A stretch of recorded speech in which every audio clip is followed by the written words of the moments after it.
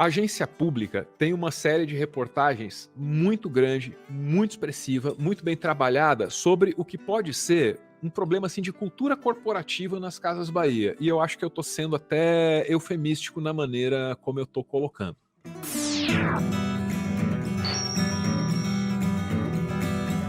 Deixa eu ver se eu entendi, Thiago. Durante 30 anos, os executivos das Casas Bahia promoveram festas em que a principal atração eram crianças e adolescentes que estavam lá para o pior desfrute desses senhores. E esses senhores que se divertem dessa forma usam a estrutura corporativa das Casas Bahia para arrumar essas meninas, para organizar essas festas. E esses caras tomam essas decisões com uma rede de varejo gigante da qual depende o trabalho de um monte de gente. Essa é a denúncia? É um pouco nessa linha, Álvaro.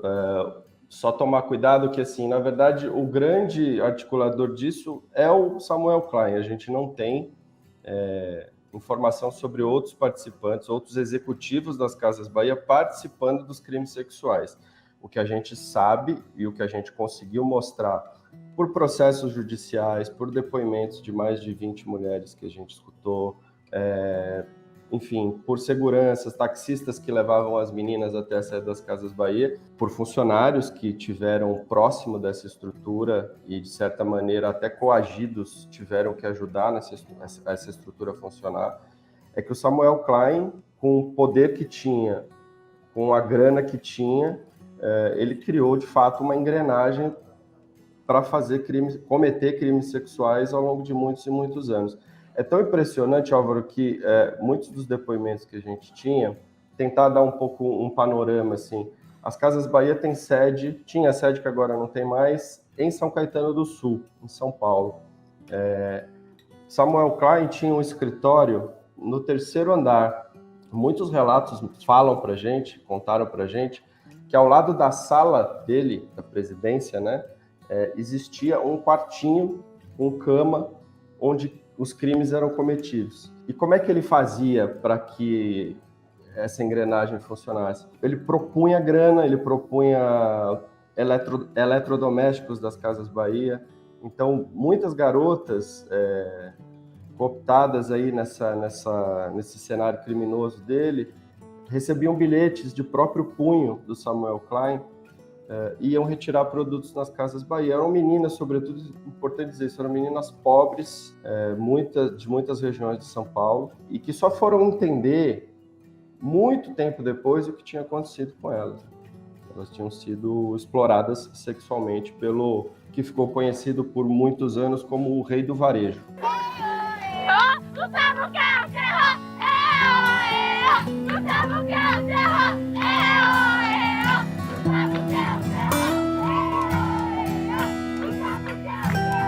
Thiago, você menciona a figura do Samuel e eu vou direto para o nome Casas Bahia, né? Eu percebo em você, claro, uma figura muito mais cautelosa do que a minha, porque eu me conheço, sabe, Thiago? Eu me conheço. Mas eu não consigo deixar de imaginar toda uma corporação comprometida com o que há de mais sujo, porque se o chefe tem um quartinho do lado do seu escritório para cometer crime sexual, eu só posso imaginar que ele não tá fazendo isso sozinho. Alguém tá obedecendo as ordens para colocar aquelas meninas ali para dentro. Pela leitura dos textos, eu sei que até mães ajudaram a cobertar, levavam suas filhas lá para ganhar um fogãozinho, para ganhar um jogo de cozinha. Tem relatos disso que você apurou. Tem vídeos de festas, sim, em casas que eram mantidas por muitos funcionários aí dessa empresa.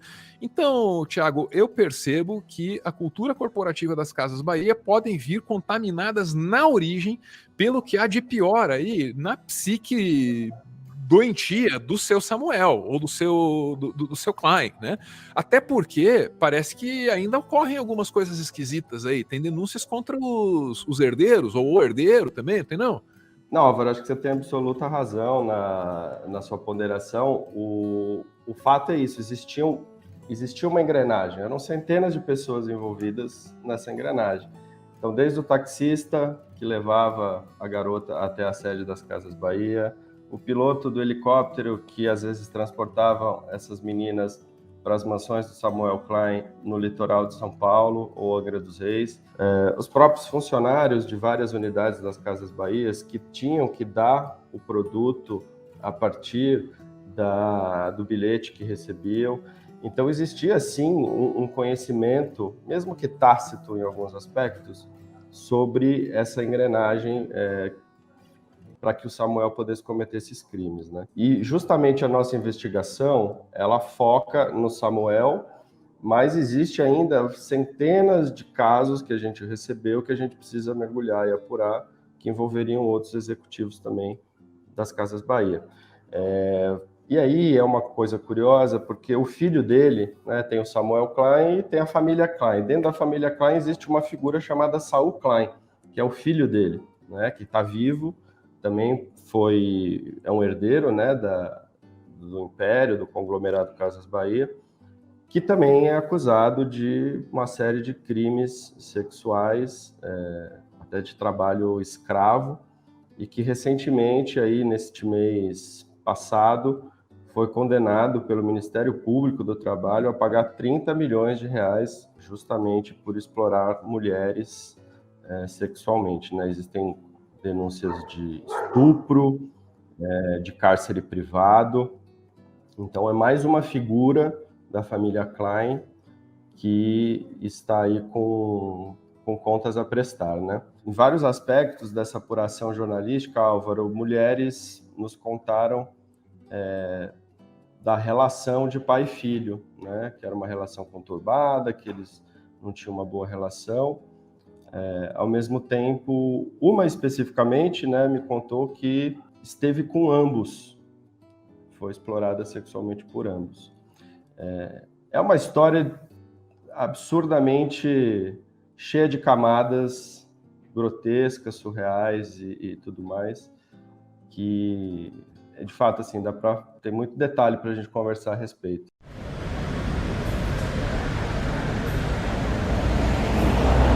Tiago, queria que você explicasse para a gente qual é o volume do trabalho, né? Qual é a escala dele, qual é a escala desse trabalho e qual é a história mais maluca assim que você ouviu, né? Certamente não vai ser uma história muito feliz, mas qual é a história emblemática assim que resume esse trampo para a gente, porque são vários casos, enfim. Para fazer um resumo da apuração que a gente fez, a gente ao longo de 4 meses a gente procurou mais de 30 mulheres, né? A gente falou com uma que indicava a outra, achamos nomes em processos, a gente procurava também. Dessas 30 mulheres, a maioria falou com a gente, mas falou em forma anônima, contou detalhes, explicou as questões que aconteciam, mas apenas 10 mulheres falaram com a gente, deixaram a gente contar a história de fato, escrever a história delas, e apenas 3 toparam que o seu nome, né, a sua identidade fosse revelada. Porque é uma forma também de dar força para uma história como essa, né? A gente não pode sair falando sem uma apuração robusta como a que a gente fez, então a gente teve muito cuidado em ouvir dezenas e dezenas de mulheres. Dessas 30 mulheres, tem um caso específico que eu acho que é muito... Na verdade, todos os casos são surreais, assim, né? Você me pergunta um caso emblemático, mas acho que tem o caso de uma das vítimas que acabou falando em on com a gente, das denunciantes, em que a própria mãe dela, depois dela sofrer os abusos, procura o Samuel Klein para falar: minha filha tá com questões psicológicas, o que está acontecendo, não estou entendendo. E ele descaradamente fala para ela assim: eu a tenho como uma neta, ela é como se fosse a minha neta.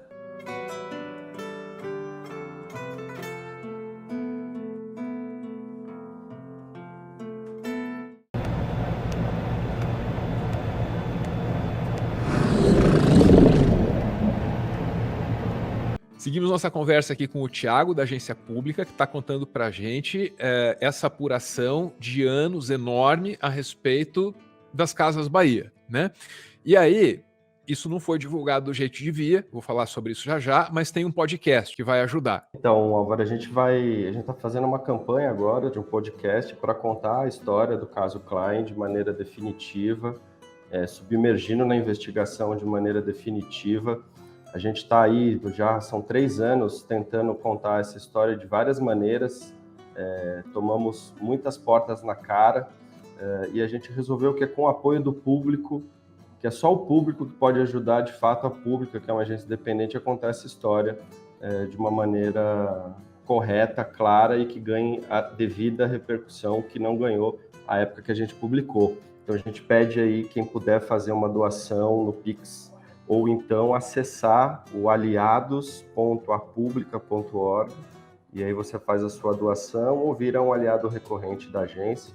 Jornalismo investigativo, independente como a gente faz, é caro, é custoso, né? Envolve muitos profissionais e é isso. Para a gente contar histórias que o Brasil precisa saber e que nenhum outro veículo tem a coragem de fazer, a gente está apelando para o público. Só a Pública, com o seu apoio, pode contar essa história completa, de uma vez por todas. Bom, o Thiago me contou aqui dos planos do podcast, o Thiago me contou da dificuldade para fazer o público saber daquilo que ele apurou. Com muita dificuldade, imagino que com muito risco também. Agora eu quero entender o porquê da dificuldade. O cara descobriu que nas Casas Bahia, há 30 anos, tem crime sexual acontecendo. Culpe o dono, culpe a cultura corporativa, não sei, mas é um troço grave e tá acontecendo lá. Pá, o cara denunciou. Aí não apareceu na Globo, não apareceu no SBT, quando aparece uma notinha desse tamanho, só pro camarada poder dizer, não, eu dei. Thiago, isso acontece porque as Casas Bahia é uma grande anunciante. Mas é só uma grande anunciante? Qual é o poder que a Casas Bahia exerce sobre a mídia? Que eu me sinto falando com as paredes quando eu toco nesse assunto.